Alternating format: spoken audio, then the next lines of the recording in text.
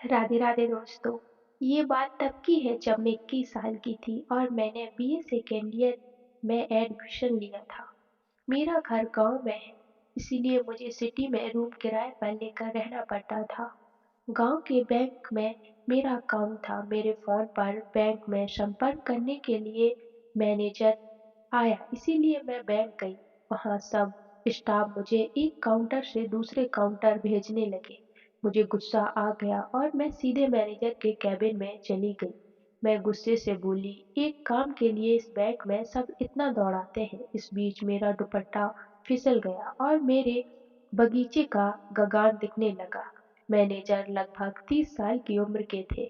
मेरे वो देखकर उनके चेहरे पर एक मुस्कान आ गई और मुझे पानी देकर बोले, तुम रिलैक्स होकर आराम से बैठो, फिर बात करना। मैंने जानबूझकर दुपट्टा सही नहीं किया और अपने बगीचे का गगार दिखाती रही। मैनेजर की नजर भी उसी पर टिकी रही। वो बोले, अच्छा बताओ क्या नाम है तुम्हारा? मैंने कहा, साक्षी। वो बोले, क्या करती हो? मैंने कहा, मैं अभी बीए कर रही हूँ। उन्होंने मुझसे मेरी समस्या पूछी तो मैंने उन्हें अपनी बात बताई और मैं बोली, बहुत परेशान हो गई और इस वजह से बैंक में आने का दिल नहीं करता। फिर उन्होंने मेरा काम तुरंत कर दिया और बोले, तुम्हें कोई भी काम हुआ करे तो तुम सीधे मेरे पास आ जाया करो, मैं पहले तुम्हारा ही काम करूंगा। इतना बोलकर वह मुस्कुराने लगे। मैंने हंसकर कहा, तो क्या हर बार मुझे जल्दी काम निकलवाने के लिए अपने गगार को दिखाना दिखाना पड़ेगा? इस बार वो हंसने लगे और बोले, कितना दिखाओगी, ना ज्यादा जल्दी काम हो जाएगा।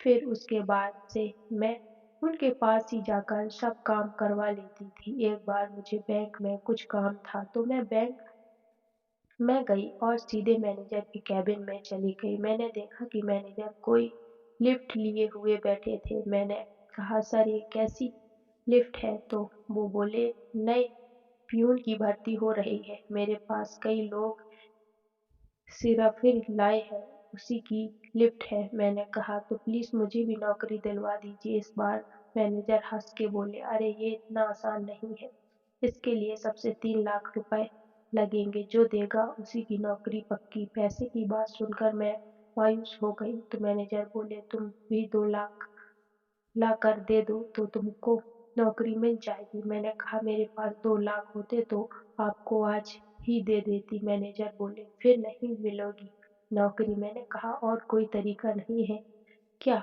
वो बोले, नहीं, काम से काम 2 लाख रुपए लगेंगे ही। तब मैंने कहा, मैं रुपए नहीं दे पाऊंगी पर और बहुत कुछ कर सकती हूँ। नजारा तो आप देख ही चुके हैं। इस बात पर मैनेजर की आंखों में भूखे भेड़िए सी चमक आ गई। वो मेरे चेहरे पर देखते हुए बोले, क्या क्या कर सकती हो? मैंने भी अपनी हाथ सीधा उठाते हुए कहा, जो आप बोलेंगे सब कुछ कर दूंगी। तब मैनेजर ने मुझसे मेरा मोबाइल नंबर लिया और कहा, अगर कोई रास्ता निकले तो तुम्हें कॉल कर देंगे। अब मैं खुश हो गई और मैंने कहा, सर आप चाहे तो टोकन के लिए अभी कुछ कर सकते हैं। तब वो मुझे अपने साथ ऑफिस के कोने में ले गए और मेरे सारे पुर्जे को अच्छे से चेक किया और फिर बोले कि सब कुछ एकदम नया और कड़क है। मैं बोली, हाँ सर, अभी तक कुछ नया है, बस मुझे नौकरी दिला दे। फिर सर बोले, ठीक है, मैं तुम्हें कॉल करूंगा। मैंने कहा, सर मैं मिडिल क्लास की लड़की हूँ, लेकिन छोटे काम से ही हमारा घर चलता है। मैनेजर बोले, अभी तुम्हारा अच्छा टाइम नहीं है, लेकिन तू जल्दी से बड़ा आदमी बन जाओगी, चिंता मत करो। फिर हम दोनों कैबिन के मैं वापस आ गए। 4 दिन बाद मैं वापस कॉलेज के लिए सिटी चली गई। मैंने सोचा कि शायद कोई कॉल नहीं आएगा, लेकिन 8 दिन बाद एक नंबर से कॉल आया। मैंने फोन उठाया और पूछा कि कौन? तो उधर से आवाज आई, नौकरी चाहिए तो कल शाम मैनेजर में दिए पते पर आप जाना। मैं समझ गई कि बैंक मैनेजर बोल रहा है। मैं बोली, ठीक है। फिर मेरे पास एड्रेस का मैसेज आ गया। वो एड्रेस लुधियाना का था। मैंने रात को ही अपने पूरे डॉक्यूमेंट को रेडी करके रखा था और अगले दिन लुधियाना के लिए चली थी। शाम तक मैं बताई हुई जगह पर पहुंच गई। वो एकदम सुनसान घर था। मैंने गेट की घंटी बजाई तो उसी मैनेजर ने गेट खोला। तब मैं उन्हें देखकर खुश हो गई। मैं ब्लॉक साड़ी पहन कर गई थी। सर मुझसे बोले, बहुत अच्छी लग रही हो। वो मुझे हाथ पकड़कर अंदर ले गए और ले जाकर हॉल में बैठा दिया। वहां जाकर मैं चौंक गई क्योंकि वहां 4 लोग और बैठे थे। मैं इतने लोगों को देखकर डर गई और मैनेजर से बोली, सर इतने लोग, मैं वापस जा रही हूँ। मैनेजर बोले, देखो तुम चाहो तो जा सकती हो, लेकिन आज 99 सबके साथ कुछ इम्पोर्टेंट बातें कर लो तो नौकरी मिल जाएगी। अब मैं सोच में पड़ गई कि ये सब क्या है। फिर मैनेजर बोले, तुमने ही तो कहा थी कि तुम सब कुछ कर सकती हो। मैंने कहा, लेकिन 5 लोगों के साथ मैं क्या और कैसे कर पाऊंगी। सर बोले, परेशान मत हो, तुम्हें भी मजा इसमें बात करके आएगा। मैनेजर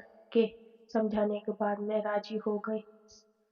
सब साथ बैठ गए। वो सब बैंक के बड़े ऑफिसर थे। उनके नाम राकेश, बलवंत, भीमा और धनेश था और सीनियर मैनेजर का नाम अरविंद था। वो सब कुछ दूर कर देख रहे थे और मुझे खूब शर्म आ रही थी। उन सब के मेरे बारे में जो कुछ भी पूछा मैंने बता दिया। फिर राकेश ने कहा, चलो शुरू करते हैं। मैंने कहा, मुझे कुछ पता नहीं, आप लोगों को जो कुछ बोलना है बोल लीजिए, पर मुझे काम चाहिए। तो सब लोग राजी हो गए। वह मेरी मीटिंग हुई उन लोगों के साथ तो वो बोले कि हाँ, तुम तेज तो हो, तुम्हारे बैंक में रहोगी तो अच्छा रहेगा।